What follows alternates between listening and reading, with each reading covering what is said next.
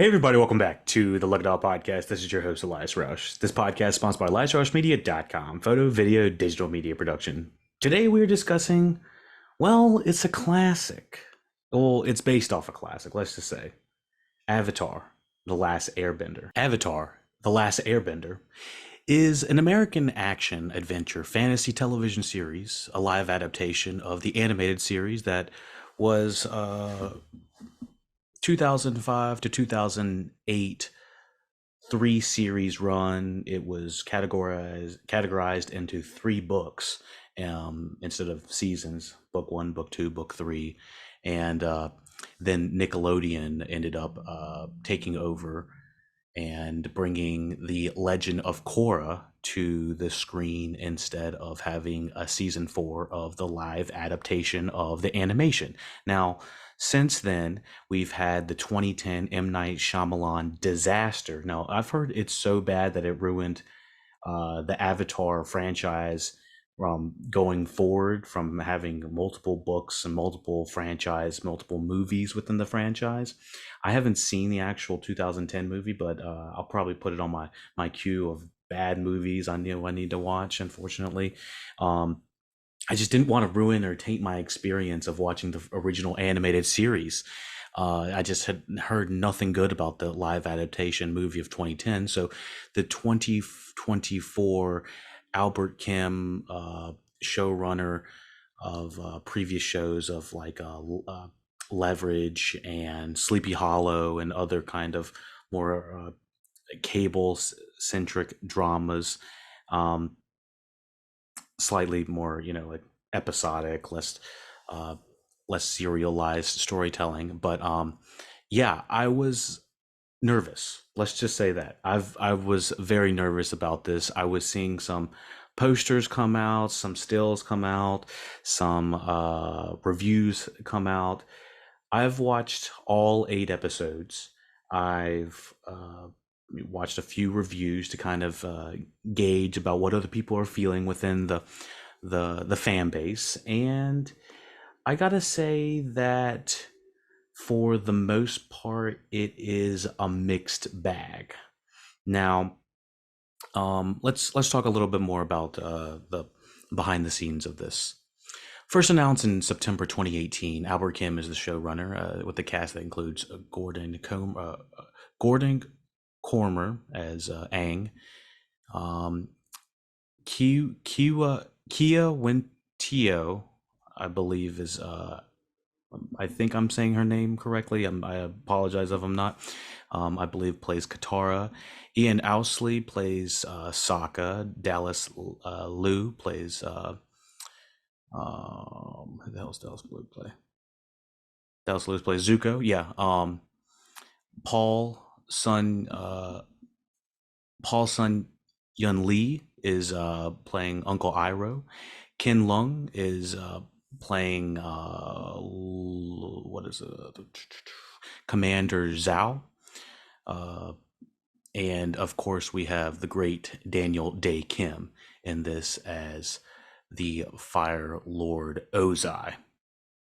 Now, anyone that is a fan of the show that is, watching the review is like, all right, well, you've probably watched it because you wanted to see a good adaptation of the animated series. The animated series set such a high bar of what uh, what appeared to be a kids television show on the surface turned out to be so much more deeper and more richer than many live action television shows, and it became a staple of how good animated television stories could be on a medium that wasn't just directed towards kids, even though Nickelodeon is primarily for kids, young adults, and in between. But Avatar: The Last Airbender was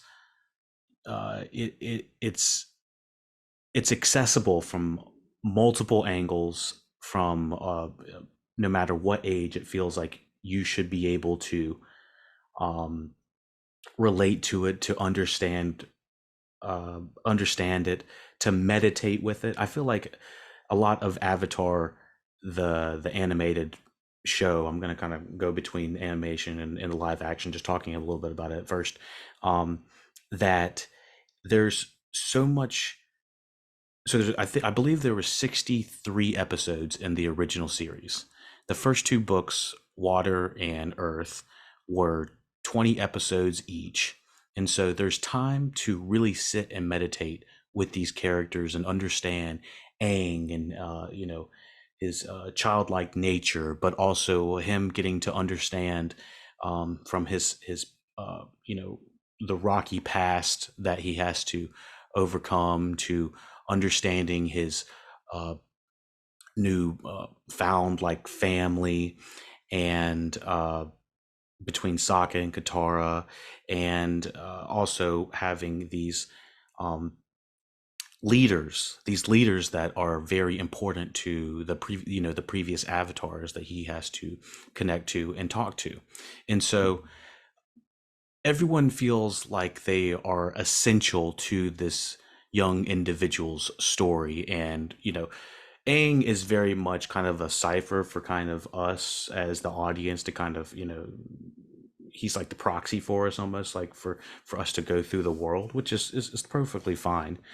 But when it comes down to the live action series, I'm very much talking about the animation at this moment, but comparing it to the live action series, we are compressed from 40 episodes of the original animated series, and it is very much a remix of those, into an 8 episode, 1 hour each, uh, uh, live action Netflix series. And so it's a lot to put on, the showrunners, the writers, to have to compress that much material, choose what needs to be shown, what shouldn't be shown, what's important for the fans, what's important for the story along. So, with saying all of that, I do feel like there was a lot of love and there was a lot of care into this um, series. Despite my quibbles with it, I definitely see tons and tons of value with this series, and I'm ready for a season two. Now, I want to put all of that up front before I put any, harsh criticism or anything that I would want improved in the second season. I feel like that's not too much to ask for. So let's talk about it a little bit, the live action adaptation and non-spoiler section for people that have are a little bit in the dark about it. If you haven't been with the Avatar fan base for you know the nearly, what is it, almost 20 years that it's been on, existed, then there's probably the individuals that want to know, should I watch the show, should I watch the animated show before I watch the live action, should I watch live action then animated? Well, off the dome, I would go ahead and watch the animated show. If for the individuals that are going in this blind, cold, whatever, watch the first two seasons of Avatar, and I think you're going to really be shown a different side of animation and a different side of storytelling that you're not quite used to. If you already are used to the manga styled animation, then go ahead and check it out if you haven't already. Now, for the people that have seen the live action adaptation, or sorry, that have seen the animated stuff. Now, um, in comparison to the live action stuff, it's hard to compress all of that stuff. There's so many character moments. There's so many uh, small sections of going to individual cities, individual towns, communities that we're spending time with, and learning lessons with Aang and Katara and Sokka along the way. There's just not time for that in this live action series. The essential problem I have with the the live action stuff, the live action show right here, is that it has a lot of season one problems, a lot of season one problems in television shows, can come off rocky. Either the special effects, sometimes the direction, sometimes it's the actor, sometimes it's the script, sometimes the first episode, the pilot, the first little bit of many television shows is not its best foot forward, and that could be for a multitude of reasons. I'm not, I can put 100 different reasons of why the first episode might be the weakest. Maybe the characters were just not comfortable. Maybe the actors weren't comfortable with their characters. Maybe the script wasn't polished all the way out, or maybe they found more of a voice within the script by the end of the season. But I do find that this show came off as, in in in the worst ways, it came off as cheap and stiff. In the best ways, it came off as highly emotional, highly intelligent, and there was some very rich storytelling to be tapped into. And I feel like this live action season one of the Avatar: The Last Airbender on Netflix is undoubtedly just trying to find its form. And there's the term of like being in the pocket when, whether you're playing ball or whether you're rapping, and you find the flow of what you're really trying to do or say, or the game that you're trying to play. I feel like they did not have the formula of what they wanted Brian uh Konetsko and Michael Dante DiMartino to say. The translation is is so difficult in a way to sell to portray such an intense and high strung story, uh, laid at the feet of children.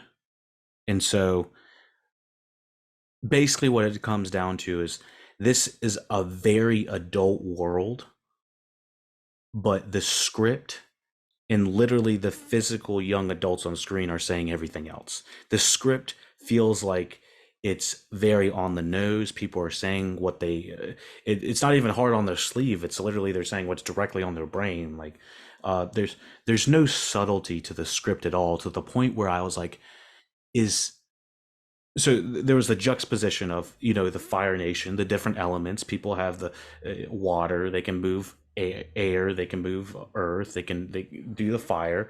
So the Fire Nation, within the first few minutes of the show, is flame on, and people just just people are like, just going up in flames.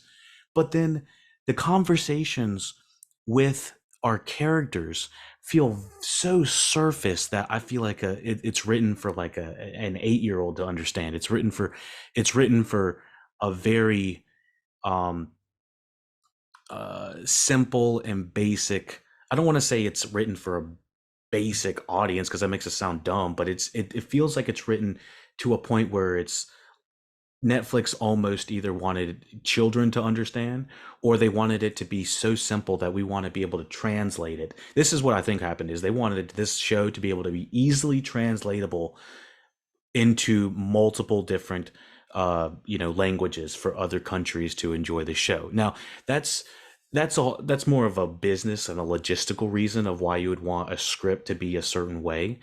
Now, I can understand that. So I was working past that, and there was just small gripes within the beginning couple episodes. I was just trying to get by.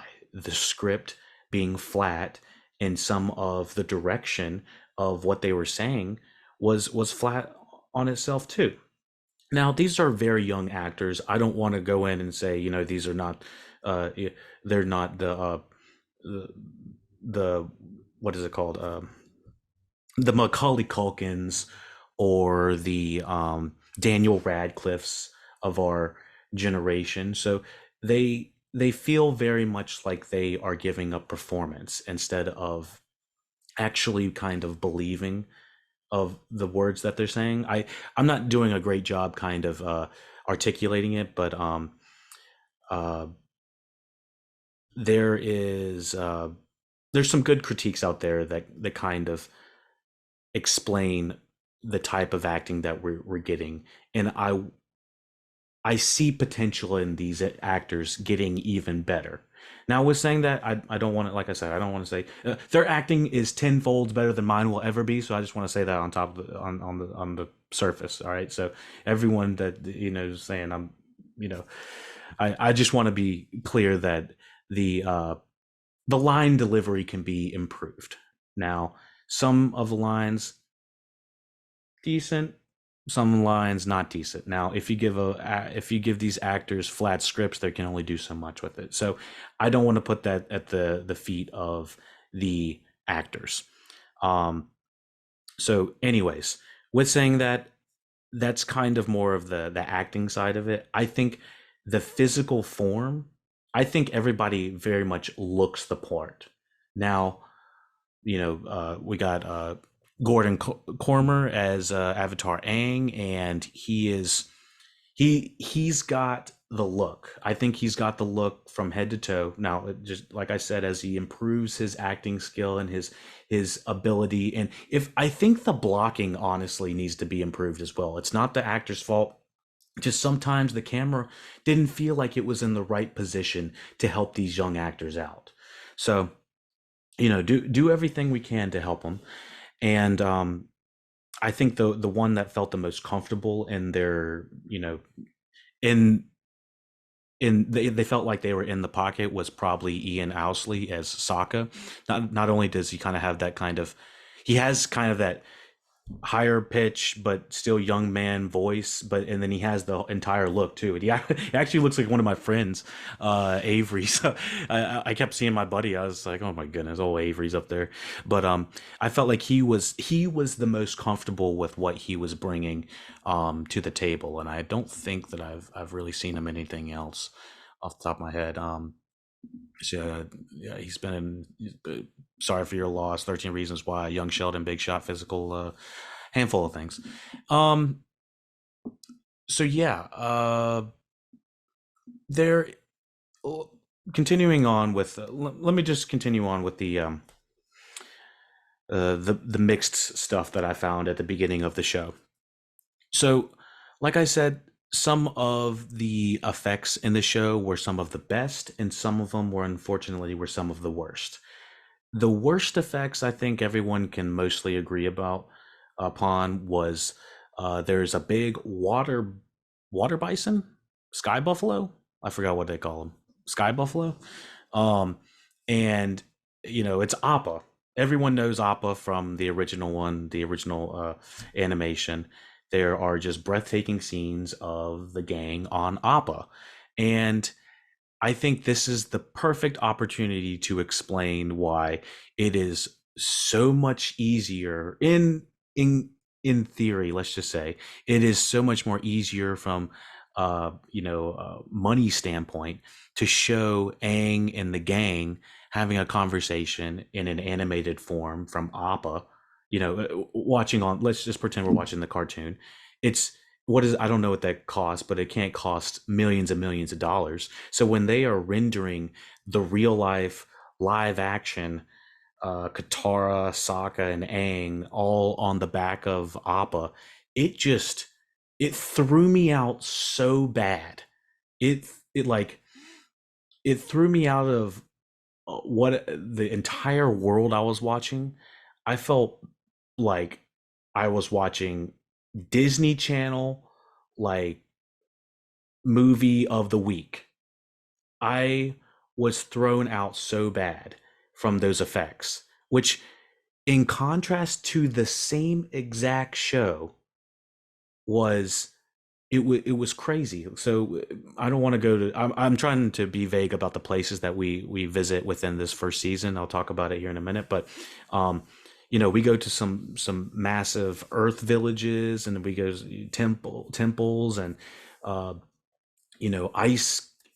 ice covered vistas in some places, and a lot of those wide shots look amazing. So to my knowledge, a lot of different animation studios, CGI, special effects studios worked on um, this specific show. And to my knowledge, you could have one entire special effects team work on Momo, the lemur versus an entire different special effects team working on, the temples that they walk in, or vice versa, or just CGI on the characters. It could be different places. Anyways, some of it just looks straight up unfinished. I mean, it wasn't. I didn't even want to say it looked bad. In some places, it just straight up looked unfinished to the point where I was trying to change the settings on my television to make sure motion smoothing wasn't on, make sure I was on the right, uh, you know, coordinates of, not coordinates, but contrast and brightness, and I was trying to adjust my TV settings to make sure that it was portraying the right visual. But when I watched the show, it looked cheap in many areas. And on top of that, I like I said, I'm gonna have it's a short list but condensed list of issues. I never believed that they were not in a controlled area or controlled volume esque special effect area. I was always thrown out, in my opinion, from like, uh, for instance, I just watched True Detective Night Country. Now, regardless of what you feel about the story, I'm not talking about that, but the atmosphere of being somewhere cold, I felt like every scene they were outside, they looked cold as shit. And I was like, that's what it needs to feel like when you're in an ice colony or an ice community on Avatar. I was like, no one looks like they ever broke a sweat, hardly. No one ever looks like they were about to be too cold. Everyone looks very pristine in many parts of the um of the show. This is kind of how I felt with when you look at the visual grit of like Game of Thrones versus like Rings of Power. Rings of Power, I liked a lot of that stuff, but I did feel like the characters, everyone looked so clean, and I'm having that clean problem here again. And so when everyone looks clean, no one ever sweats, no one ever looks like everyone looks like they're in a very controlled environment, even when they're on top of a supposed sky bison and they're going 30 miles an hour fast, and their hair is barely messed up. It just comes off as cosplay light. And I know I'll get backlash. Go ahead and let me know if you disagree with anything I say. That's totally cool. I found myself feeling like I was watching people in cosplay, and it was distracting.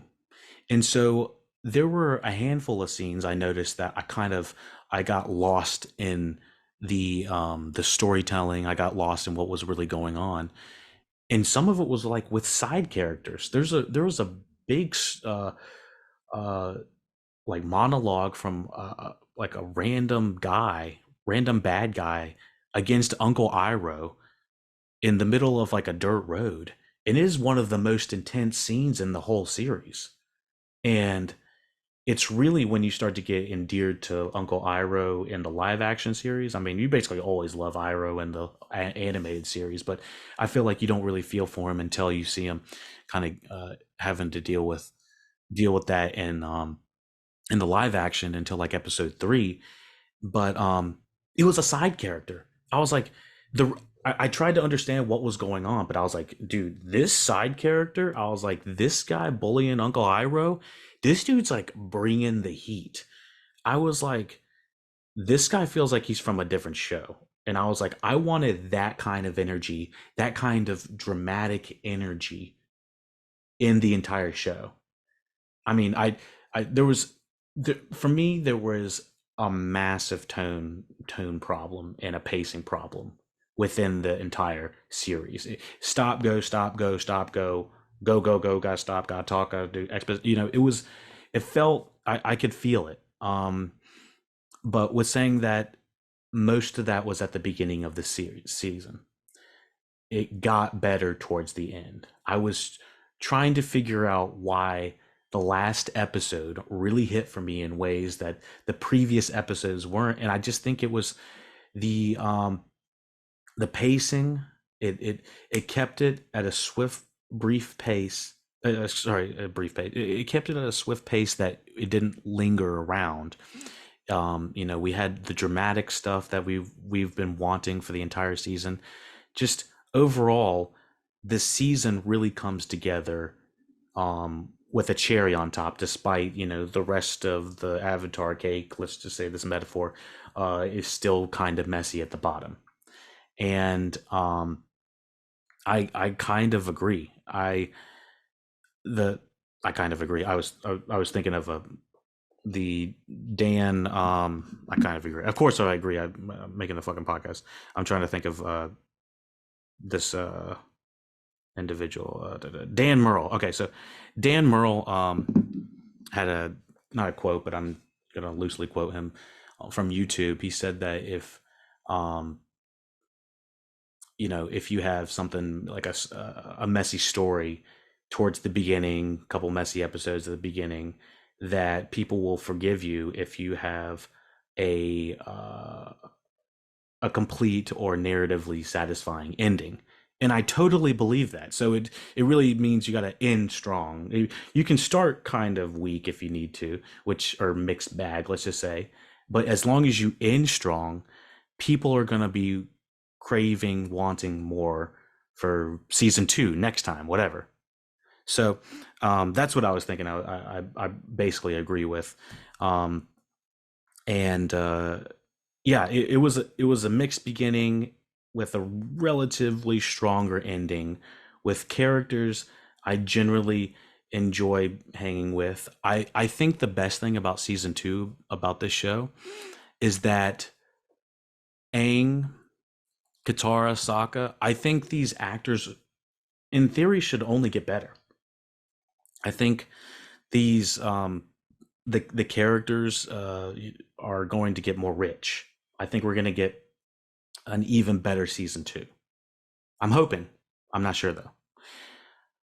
I did hear this was an expensive ass show, so it's probably going to take a minute for them to come back. But yeah, all these young actors are gonna, I think, gonna age gracefully into these characters in ways that is going to make the show um, stronger. I'm hoping that we kind of get the Game of Thrones effects as we're kind of growing and aging with these characters as well. Something that I always enjoy with television shows as opposed to movies, which are way more one and done.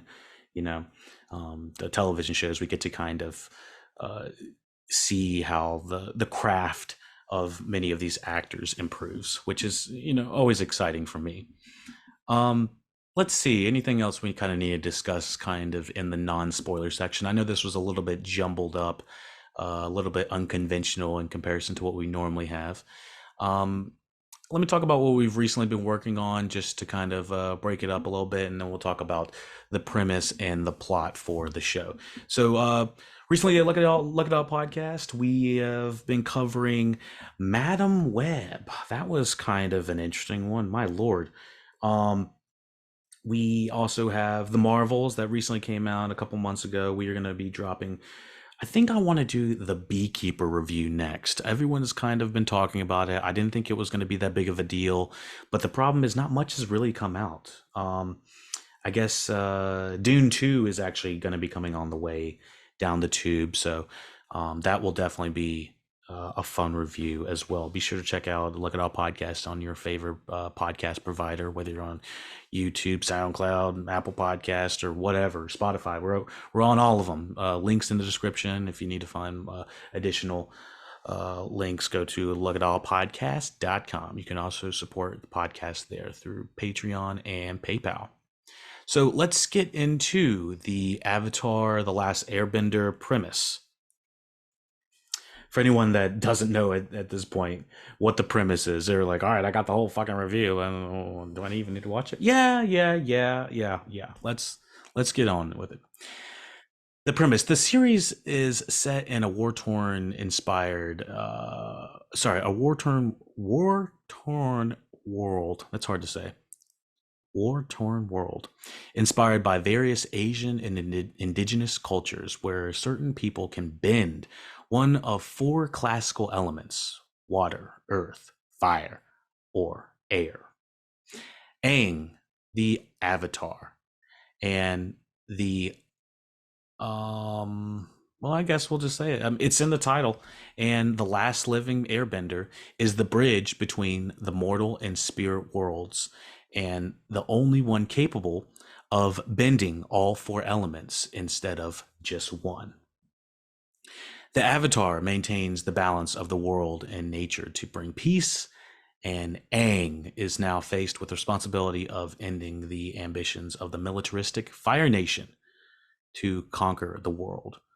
With his new companions, Katara and Sokka, Aang set out to master the four elements while pursued by Zuko, the exiled crown prince of the Fire Nation, who is to regain his honor by capturing him. So that's basically everything summed up. That's what you're gonna get. We told you at the beginning of the review what our issues with it were. We mentioned many of the pros, a handful of the cons.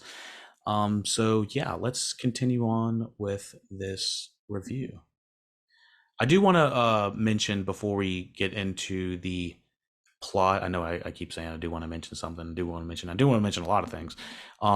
The original showrunners, Brian Konietzko and Michael Dante DiMartino, obviously they were not happy with the 2010 version of the M. Night that came out, movie that came out, but they also have parted ways with Netflix on this live action television show, and it was given to, I believe, Albert Kim, which was, like I said, the Sleepy Hollow guy.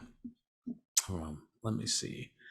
Let's hop into the episodes. Oh wait, hold on. Why are the episodes like this?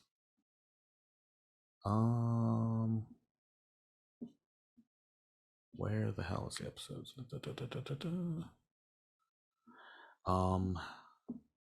3. Let me find this real quick. Okay, sorry, I found it. Okay, so as usual, we're just going to talk about the first episode and the last episode, and we'll kind of dabble in the middle of these other episodes, just kind of picking out some of our favorite stuff and maybe just a slight critique here and there. So the first episode is it basically explains in the first I don't know, what is it, the first 10 minutes, it explains how Aang became the last Avatar. And obviously this is going to be spoilers for the entire series as we go. Continue at your own risk. And so, when a young waterbender, Katara, and her brother Kasaka discover a giant iceberg while fishing for food around their homestead at the South Pole, they find a boy named Aang inside. Okay, so before we kind of get into like the real basic nitty gritty of everything, yeah, the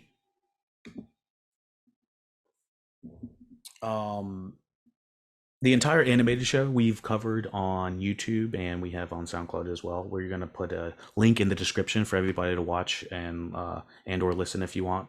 The playlist will be with the LuckyDog podcast playlist is under the Avatar: The Last Airbender animations reviews. And so the first episode, I was watching it, I was like, God dang. I mean, the Fire Nation going off, started flame on. I was like, this is some crazy shit. I was like, this is not for like young people, even though it felt like it was written for young people.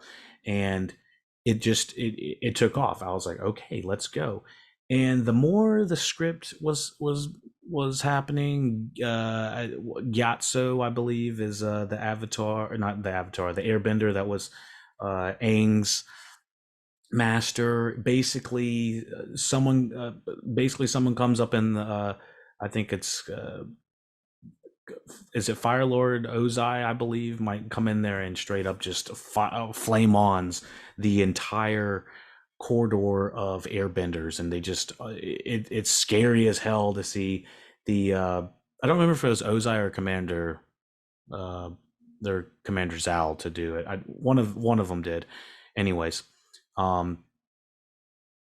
they Fire Nation destroys the airbenders. It's scary as hell. I thought the CGI on the fire and the elements was really good. I was actually pretty impressed about that. And so that's where I was like, all right, this is about to be fucking legit. I was like, people are getting flamed on for like absolutely no reason. And just I was like, this is crazy. I was like, this is intense. This is sad. They went straight Star Wars, Revenge of the Sith with this shit. And so, um, I was like, my original thinking, I was like, this is going hard. This is going in. Um, as it comes to bear, it feels like there's a lot of slight contrivances within this show that kind of put Aang at a way or put Aang in a specific position that make him have to go tackle this mission, go do this thing, or he has to go talk to somebody, or there's a reason he can't be involved in the conflict because he is too powerful or he doesn't know how to use his powers, that type of thing, this, that, or the other. Continuing on with episode one, and having the trio really come through as a pack. We have Katara and Sokka. Basically, we're given the entire animated intro through Grand's speech, and it's like, all right. I thought we were going to get that speech every single episode, kind of have we did in the animated show, but we don't. Would have been maybe nice, but I don't know. I don't know if we need it. Um, Anyways, I did like the new intro, the change of the intro every time there was a new episode. It was like a new wish or wash or color or whatever kind of element. Um, but the first episode did feel very soundstagey in a way, and it was very exposition heavy, and as many are. And so I actually enjoyed the second episode a little bit more once they're kind of more um uh into the Avatar, quote unquote, team Avatar mode, and them really kind of talking and understanding each other. And when they go to what are the warriors, they track down where I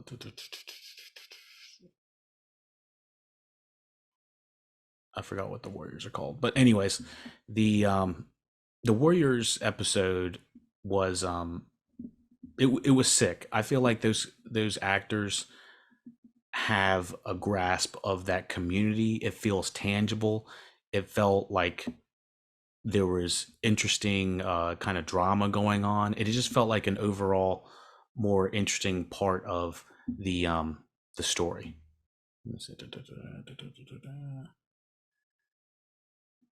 Yeah, and this is when Aang obviously, has gone through Zuko's notebook. They've had their conversations and everything. So, oh damn, they have a big one here. Okay, so actually, this was the Kyoshi Island. That's what I was thinking. And so, basically, the entire series, the 8 episode series, live action series, similar to the animated series, is about going to master the different elements. Got to go to the different got to go to the different colonies, islands, communities, that type of thing, to learn how to master all these different elements. And of course, Aang gets to talk to Avatar Kyoshi at the second one, and she just like lets him have it. She's like, whoosh, whoosh, whoosh. But I did find a kind of a cheapening effect of how Aang, when he was kind of like in this like spirit world avatar, he wasn't in the avatar state, but he was like in the spirit world talking to the previous avatars. Unfortunately, it looked a little bit janky and cheap, in my opinion. It just felt like a weird lens flare.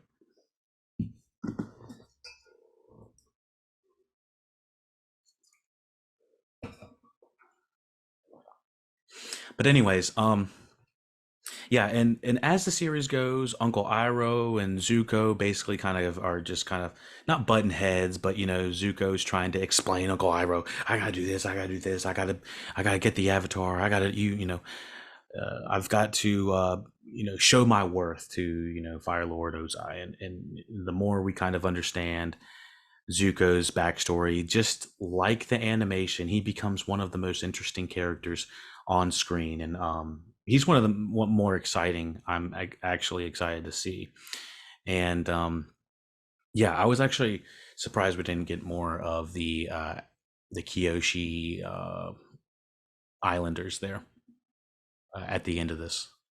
Hopefully we get more, because I think visually they're freaking badass. And Yvonne Chapman plays the Avatar Kyoshi. Just good lord, she's got the look. Um, and Maria Zhang is the leader of Kyoshi. Where's the one? Trying to find who Sokka's talking to. She offers that. Sokka. What is her name? Kyoshi. Is her name Kyoshi? I think her name might be Kyoshi.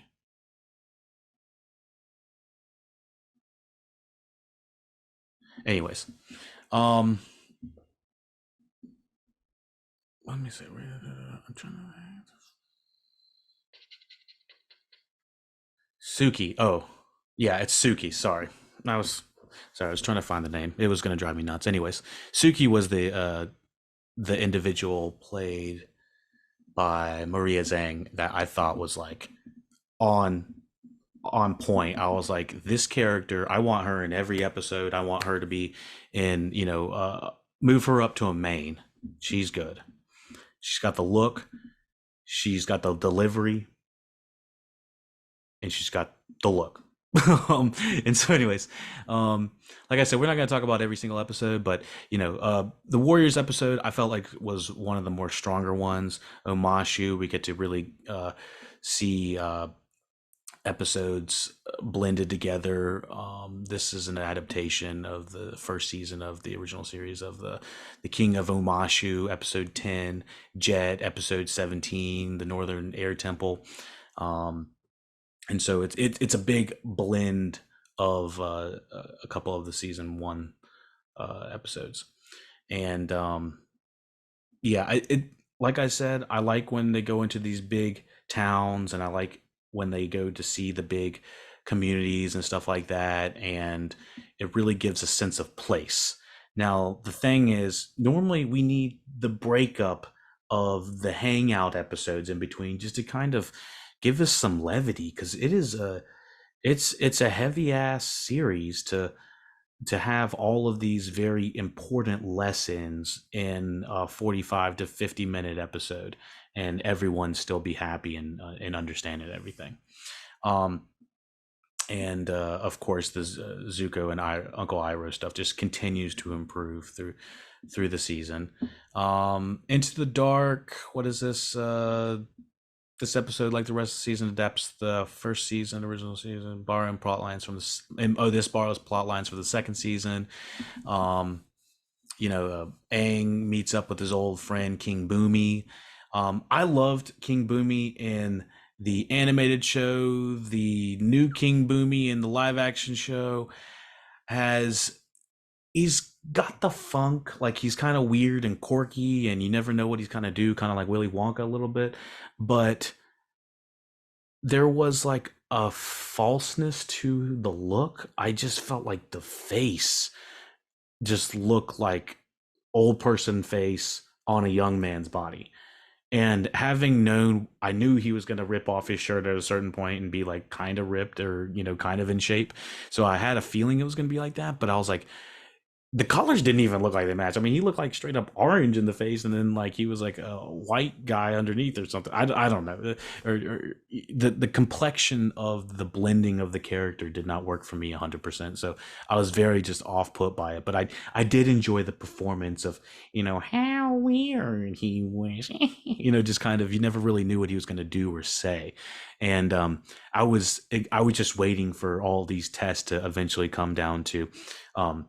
Boomy having to actually fight Aang at the end, and I was excited for it. It's one of those rare times I'm like, hey, I know what's going to happen because I've seen, or I know the original material. Now I don't always get get to be that person of like, oh, I read the book, oh, I know the original source material. But I was kind of excited to see that, and then kind of experience it as well. So um continuing on. Oh yeah, and Sebastian Amarso as Jet, excellent. I think some of these co-stars are just like holy shit, like these should be like main cast people. And he's one of the individuals there too. And I love how they have the introduction of the whole gang, Tiny, and I forgot all the rest. um Tiny, Big Zag, I don't remember everybody's name. So anyways, the next episode, we're just gonna kind of bounce around. I actually do want to kind of look at the individuals. um this episode, like the rest of the season, adapts the first season of the original series, with the episode specifically adapting episode 7, Winter Solstice Part 1, The Spirit World. And I do remember that one. Season 2, book 2 of Avatar is kind of more of a philosophical thinker. It's much more deeper than the first season. And there are more just like moments of just not just relaxing, but meditation. And I feel like this episode was trying to adapt that one. And so much of those animated uh more metaphysical kind of episodes where it's just kind of a vibe. Um, I don't know if this one adapts as well. I Because it's so much more. It's so reliant in the visuals that I'm not sure that this was here for it. This adapted episode 7, Winter Solstice Part 1, The Spirit World, episode 15, Bato, the Water Tribe, and it follows Aang and his friends who gets transported into the spirit world and must find a way to escape. Meanwhile, Zuko and Uncle Iroh recruit a bounty hunter to track down the Avatar. And I I do remember having, that bounty on my mind, thinking that that was going to be more of a big deal. And it is kind of in the animation, but it's just kind of like, all right, it's just kind of shit just kind of happens. It kind of falls in their lap. And things like this episode feel like it's a little bit more plot convenience. And yeah, so let's continue. I wasn't as crazy as a lot of people were with episode 5. Just I felt like the something about it was not quite all the way there. Why can't I pick that? Let me see. Da, da, da, da, da, da.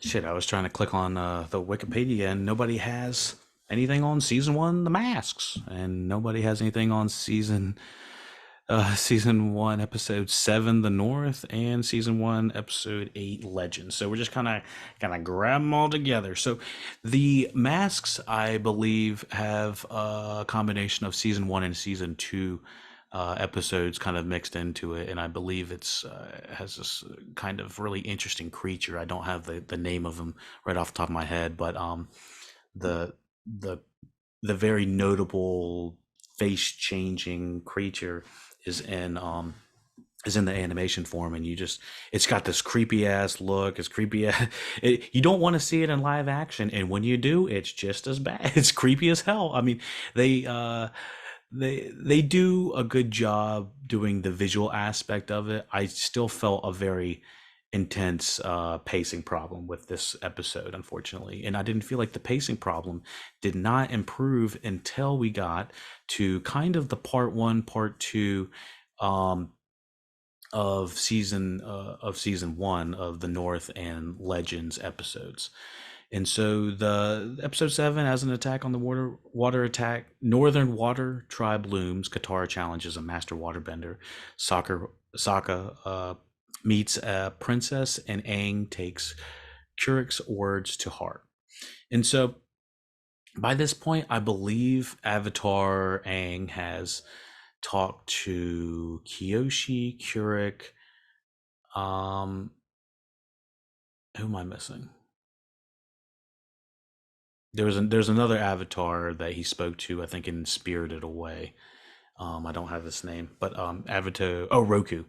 So he's spoken to a handful of avatars at this point, and they all kind of give him very mm, specific to specific's the wrong word. They give him very do this thing but kind of don't think about anything else kind of message, and I don't ever feel like any of the conversations between a lot of his masters ever amounted to as much. A lot of them were like scolding his ass. Some of them were making fun of his ass. I was like, I don't feel like we're like learning a whole bunch from like Keurig basically says you got to do you, man. You got to do it by yourself. Otherwise, it's going to bring bad stuff upon you and your people. And basically, Katara just like talks Aang out of everything that he's learned and like I don't know. Maybe I'm exaggerating, but it feels like Aang's like, I got to do this by myself. I got to go be me. I got to go save the world myself. And it's not about that, obviously. It's about, having friends and that's like family, like Vin Diesel comes out of nowhere. Like, who the hell said that? Um, so I found a kind of a fundamental problem with some of the life lessons I felt like we were learning. And, you know, Katara basically she is a feminist icon in the show, and Sokka has these tendencies in the show, the animated show, to say women can't do this, only men can do that kind of thing, and it's been kind of transferred, that misogyny kind of, and the feminist part of Katara is still there, but it's that stuff of Sokka has been transferred to this master waterbender who basically doesn't want to teach women at the Northern Water Tribe to learn how to attack and how to fight. And so he literally gets in a like Katara grabs some water and says whoosh, water bends that ass, whips that master waterbender. I forgot his name, and master misogyny or whatever the hell that dude's name was. um he basically gets his ass handed to him in front of everybody, and everybody's like, oh shit, Guitar's badass, man. How'd you do that, man? How'd you do the flying disc, man? And basically he's still like, I won't teach anybody anything. We're not going to learn how to fight. No one's going to do anything. And literally by the time they are attacking Fire Nation people, Fire Nation's attacking, the damn Nazis are at the damn gate. They are literally unloading onto their ships are busting through and shit like that. And Katara in episode 8 is just like, you gotta let me help the girls. And the girls are all out there just waiting. They're just like standing mad.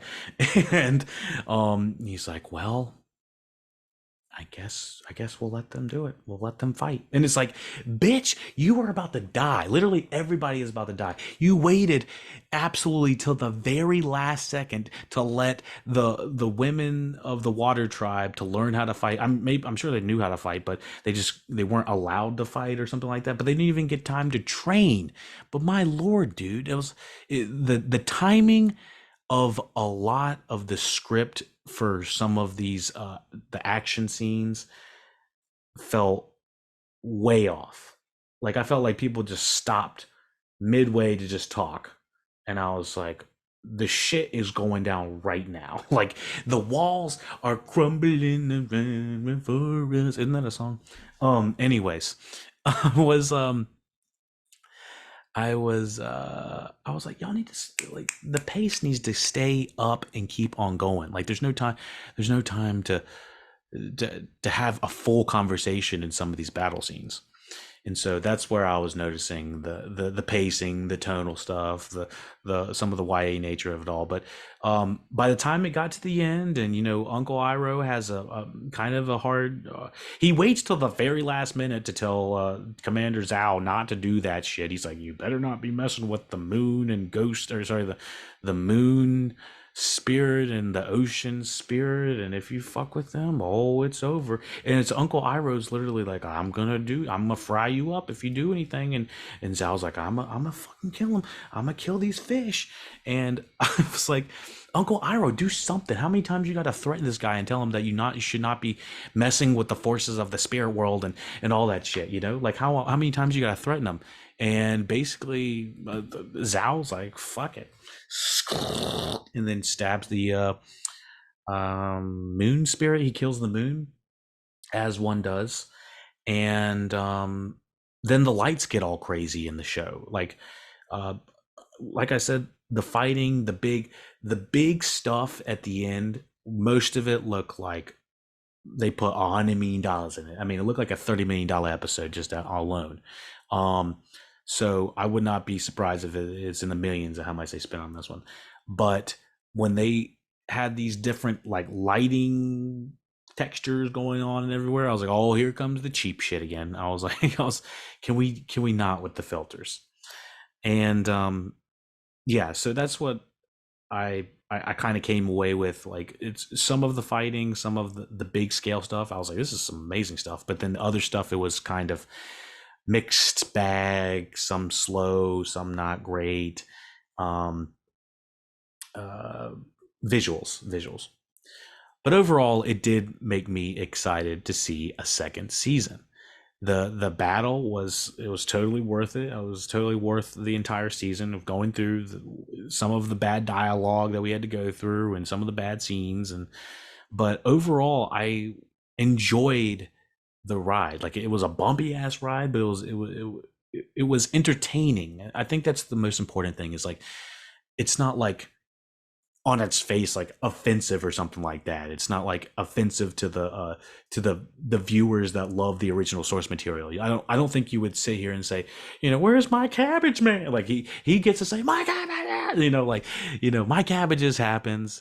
Momo has Maz's moment. You get some deep cuts with certain characters like Princess Yao, you um and I thought, the Uncle Iroh and Zuko storylines show that there is true potential for really deep, interesting drama in this show that it can be transferred to the entire show as long as everyone's on the same page. And so I am crossing my fingers that we get a second season that just blows us out of the water. I want this to be like Leftovers season 2. I want this to be like Game of Thrones season 6. Because that was a good ending on that one. We don't talk about the rest ones. I want it to be like some of the best television that we've seen. What is it? Episode, I can't think of it off the top of my head, but give me the fire, not the Fire Nation, but give me the fire. You know what I mean? And let's see what we really got, because I think this is just the tip of the iceberg of how good this show could be. It reminds me so much of how Evil Dead was just kind of like the the before the Evil Dead 2 that just blew us out of the water, Just give it to us again, but inject it with every good thing you got, starting with the writing.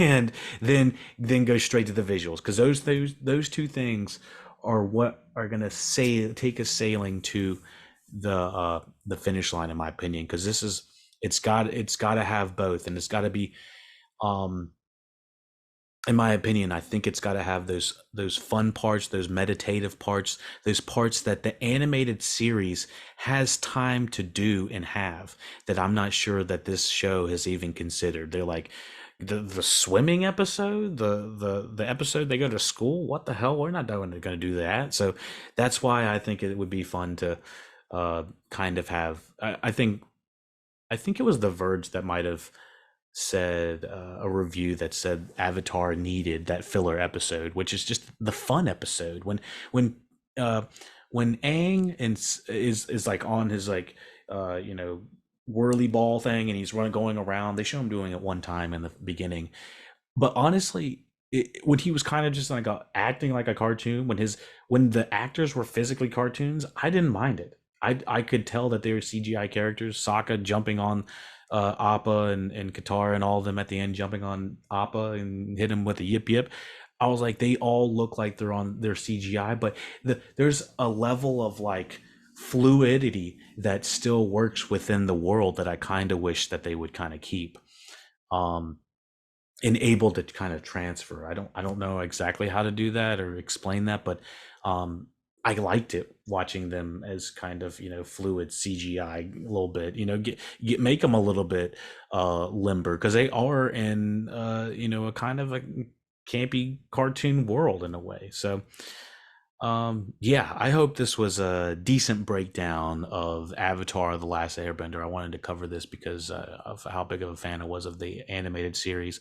Again, if you want to listen to the reviews and kind of the breakdown of the other Avatar animated series, the 2005 uh 2005 books 1, 2, and 3, book Water, Earth, and Fire, um then be sure to check that out in the description. I will leave the uh, playlist in there for you to enjoy.